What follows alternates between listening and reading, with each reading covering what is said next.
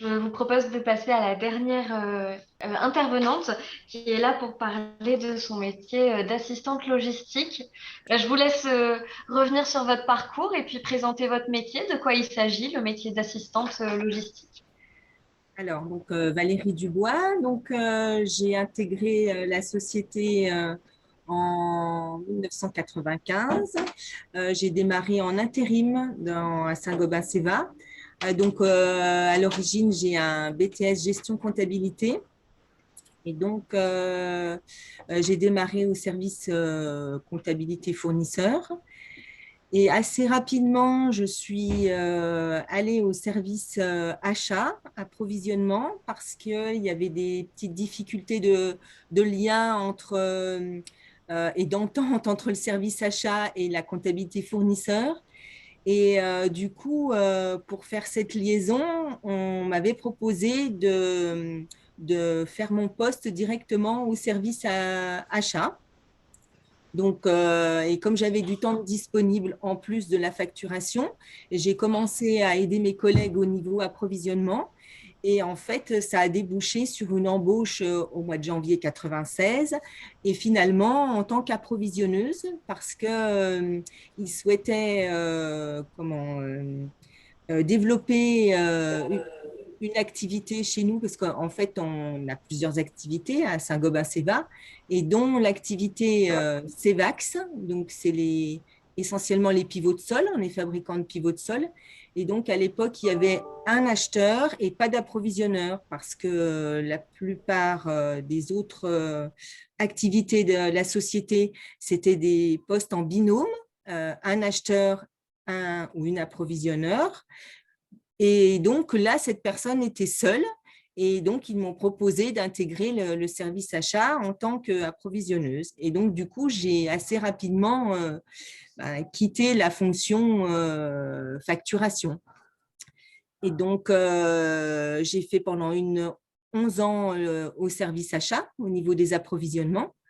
Euh, alors, euh, Au niveau des approvisionnements, c'était tous les types, hein, sous-traitance, de l'achat de négoce de l'achat de composants pour alimenter la chaîne de fabrication.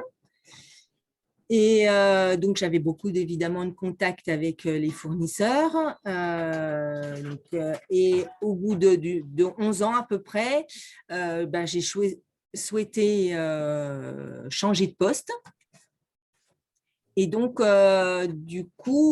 fait de ma formation de BTS en comptabilité, il y a un poste qui s'est libéré à la comptabilité et donc j'y suis retournée au bout de 11 ans.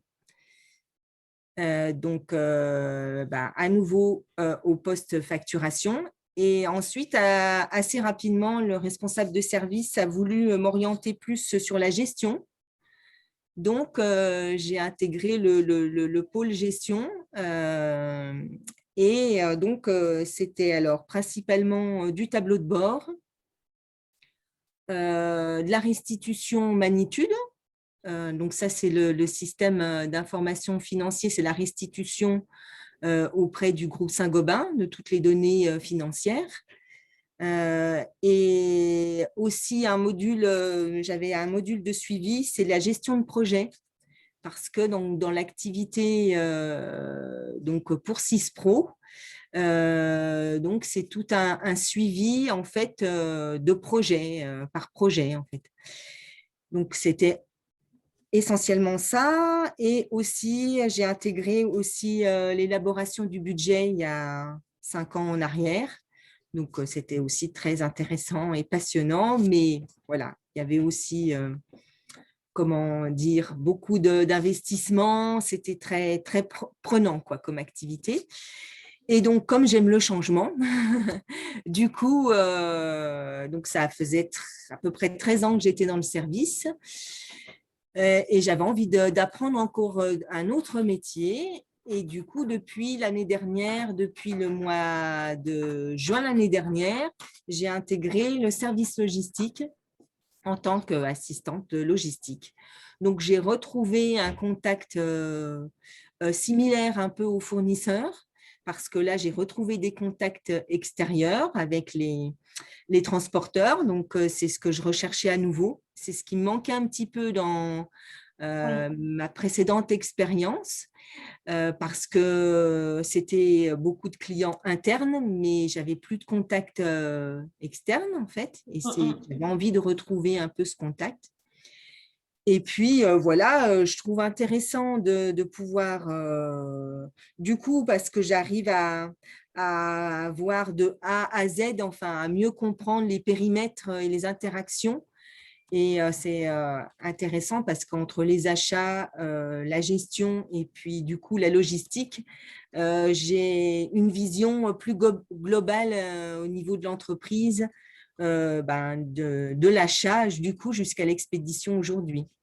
Donc là, maintenant, mon rôle aujourd'hui, c'est vraiment de faire les expéditions de toute la société.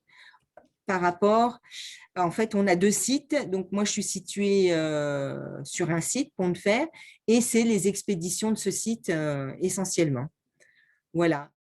J'avais une petite question Oui, par rapport à votre métier donc d'assistante logistique.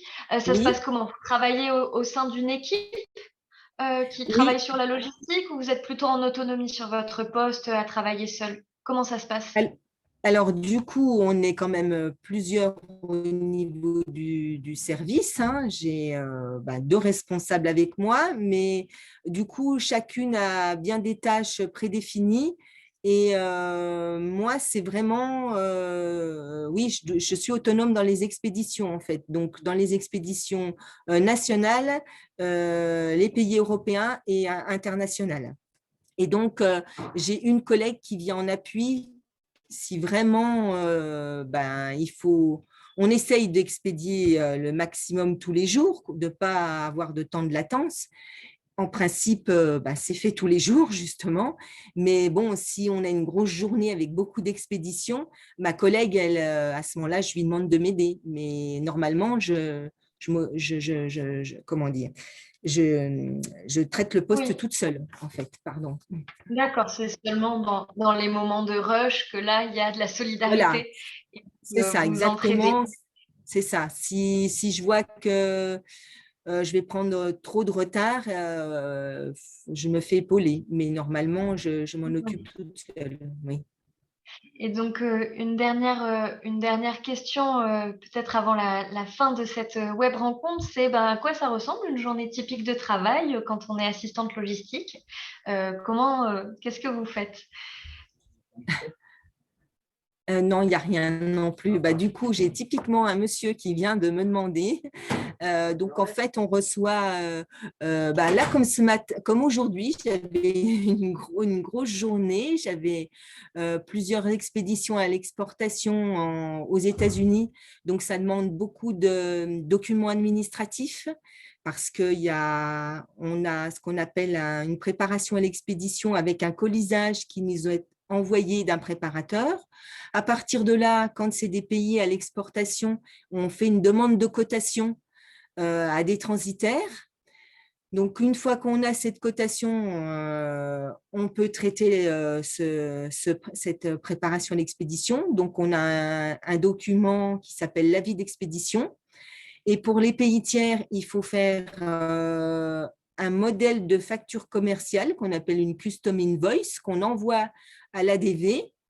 Et ensuite, notre service commercial nous fait la facture commerciale.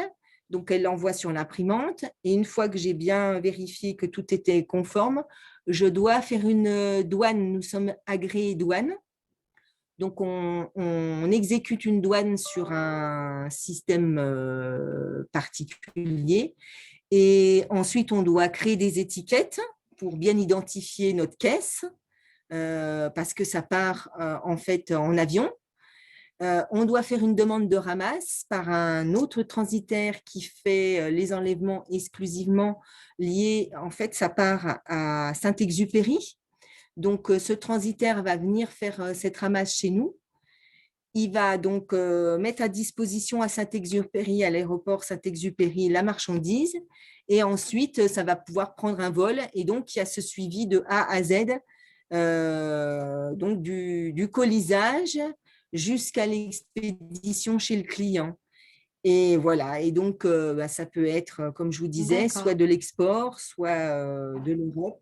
Et là, il faut choisir les transitaires appropriés, d'accord. parce que si vous faites de la France, de l'Europe Oui, ou de l'international, vous avez des choix à faire, à faire, bien quoi, en sûr. fait. Avec, oui, donc, mais après, il y a des prix qui ont été négociés par notre responsable logistique. Donc, en fait, on applique des grilles tarifaires suivant le besoin, si c'est du local où on sait, on Ouais. a des transporteurs attitrés avec des tarifs aussi appropriés à choisir, en fait. D'accord. En effet, c'est très large et je vois que vous avez plein de procédures, plein de protocoles à suivre Voilà, qui c'est sont bien ça. définis.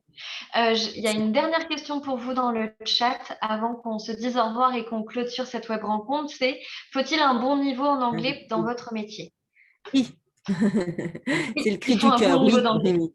Oui, oui, il faut un bon niveau. Je D'accord. pense qu'aujourd'hui, de toute manière, dans tous les métiers, c'est nécessaire, même si on ne l'utilise pas forcément tous les jours, mais que ce soit au niveau des achats, que ce soit au niveau de la gestion, que ce soit au niveau de la logistique. Et je pense que maintenant, voilà, c'est un incontournable de bien savoir parler anglais, le comprendre et savoir Oui, le parler. Et effectivement, là, on reçoit des transporteurs, beaucoup de transporteurs polonais ou autres qui, du coup, ne parlent pas le français. ouais, Et du coup, la langue, c'est l'anglais, quoi, hein. bien Oui, oui, oui. sûr. Donc, oui, c'est oui. D'accord. Bon, bah, merci beaucoup d'avoir répondu à cette question. Je vous propose de clôturer maintenant cette web rencontre. On a